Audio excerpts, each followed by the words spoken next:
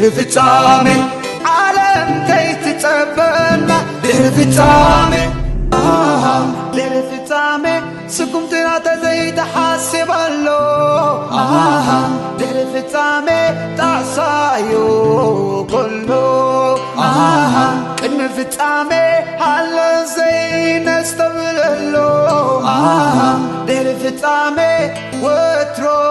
ንጠዓሰሎ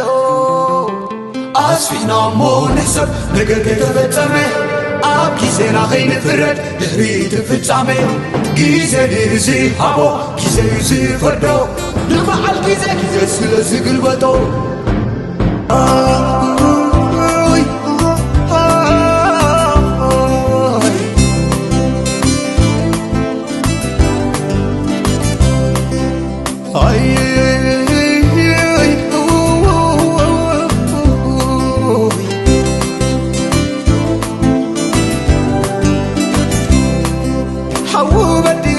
يلن نوح زسقوم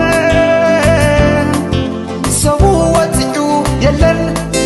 سبسي قدم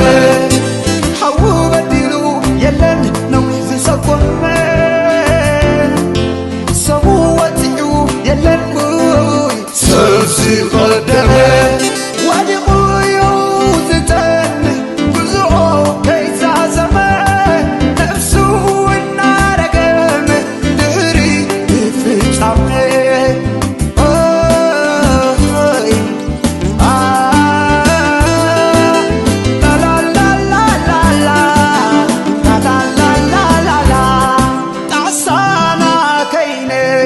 ድህሪ ፍጻሜ ዓለም ከይትጸበና ድህሪ ፍጻሜ